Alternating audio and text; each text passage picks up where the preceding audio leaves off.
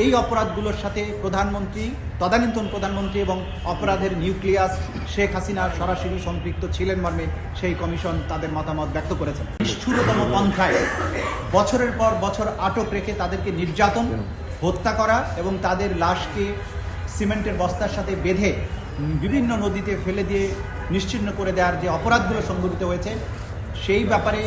গঠিত সরকারের কর্তৃক গঠিত যে গুমের কমিশন, একজন মাননীয় বিচারপতির নেতৃত্বে গঠিত যে কমিশন, সেই কমিশনের অগ্রবর্তী প্রতিবেদন যেটা রাষ্ট্রের কাছে সেই কমিশন জমা দিয়েছেন, তার আংশিক বাংলাদেশের মিডিয়ার জন্য উন্মুক্ত করা হয়েছে, যেটা গত দুদিন ধরে মিডিয়ার কাছে এই রিপোর্টগুলো ছাপা হচ্ছে ধারাবাহিকভাবে। সেই প্রকাশিত অংশ থেকে দেখা যায়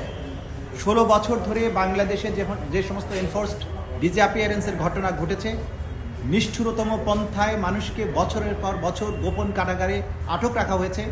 তাদেরকে নিষ্ঠুরতম পন্থায় হত্যা করে তাদের লাশকে নদীতে বা খালে বিলে ভাসিয়ে দেওয়া হয়েছে, ডুবিয়ে দেওয়া হয়েছে। এই অপরাধগুলোর সাথে প্রধানমন্ত্রী, তদানীন্তন প্রধানমন্ত্রী এবং অপরাধের নিউক্লিয়াস শেখ হাসিনা সরাসরি সম্পৃক্ত ছিলেন মর্মে সেই কমিশন তাদের মতামত ব্যক্ত করেছেন। একই সাথে তদানীন্তন সময়ে কয়েকটি গোয়েন্দা সংস্থার প্রধানেরা যারা এই অপরাধগুলো করেছেন তাদের বিভিন্ন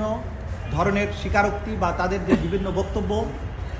পাশাপাশি গোপন কারাগারগুলোর অস্তিত্ব তারা খুঁজে পেয়েছেন, সশরীরে তারা সেগুলো ভিজিট করেছেন, ভিকটিমদেরকে দিয়ে সেই কারাগারগুলোকে আইডেন্টিফাই করেছেন। এই সমস্ত অপরাধের যে অংশটুকু, সেই অংশটুকুর ব্যাপারে আমরা তদন্ত কমিশনের রিপোর্টের মাধ্যমে যে তথ্য প্রমাণাদি পেয়েছি, সেগুলোর ব্যাপারেও ট্রাইব্যুনাল এই অপরাধগুলোকে তাদের তদন্তের জন্য আমলে গ্রহণ করছে এবং এই ব্যাপারেও আমরা রিপোর্ট প্রদান করব। একই সাথে শেখ হাসিনার বিরুদ্ধে গণহত্যা এবং গুম সংক্রান্ত যে অপরাধ, সেগুলোকে মিলিয়ে তদন্ত রিপোর্ট দাখিল করতে হবে। সেই ব্যাপারে আমরা সময় চেয়েছি, আদালত 2 মাস সময় দিয়েছেন। আগামী 18ই ফেব্রুয়ারি এই মামলার পরবর্তী তারিখ ধার্য থাকবে এবং আমরা চেষ্টা করব এর মধ্যে যাতে একটা অগ্রগতি প্রতিবেদন অথবা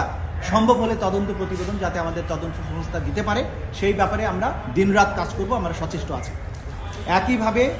মন্ত্রিপরিষদের সদস্য যারা আছে, ওবায়দুল কাদের সহ বাকিদের ব্যাপারে যারা গ্রেপ্তার আছে, ডক্টর আব্দুর রাজ্জাক, যিনি আগের দিন পর্যন্ত এখানে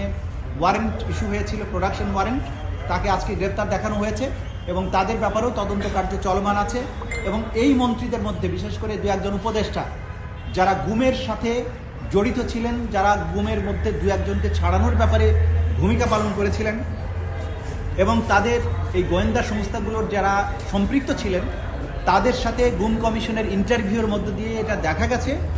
যে প্রধানমন্ত্রী হাসিনার নির্দেশে যে তাদেরকে রাখা হয়েছে, তার ইচ্ছা এবং অনিচ্ছায় কাউকে আটক রাখা বা ছাড়া হতো, সেগুলো গুম কমিশনের তদন্তে আমরা পেয়েছি। এই বিষয়গুলো নিয়ে আমরা এই তদন্ত করছি এবং এগুলোর রিপোর্ট একসাথে আসবে এবং সব কিছুর বিচার একসাথে হবে। পাশাপাশি আমরা আদালতের আজকে দৃষ্টি আকর্ষণ করেছি যে ওবায়দুল কাদের বাংলাদেশেই গত 3 মাস ছিলেন। গ্রেপ্তারি পরোয়ানা জারি হওয়ার পরে বাংলাদেশে কোথায় তিনি কিভাবে ছিলেন, কেন তাকে গ্রেপ্তার করা হয়নি, বা তিনি কিভাবে পরবর্তীতে বাংলাদেশের সীমান্ত অতিক্রম করেছেন, এই ব্যাপারে আইন শৃঙ্খলা রক্ষাকারী বাহিনীর কাছে একটা ব্যাখ্যা চাওয়া হয়েছে